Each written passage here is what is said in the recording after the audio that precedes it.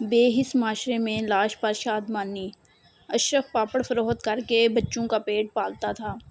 کل پتوں کی شادی ہال میں پاپڑ فروخت کر رہا تھا کہ باراتیوں کی طرف سے چوری کے الزام میں جھگڑا ہوا۔ باراتیوں نے اتنا تشدد کیا، پاپڑ فروش موقع پر ہلاک ہو گیا۔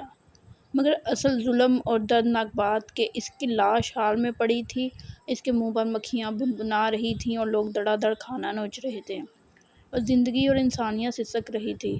انسانی جان کی یہ قیمت ہے۔ اطلاعات ہیں کہ چوری کا جھوٹا الزام تھا۔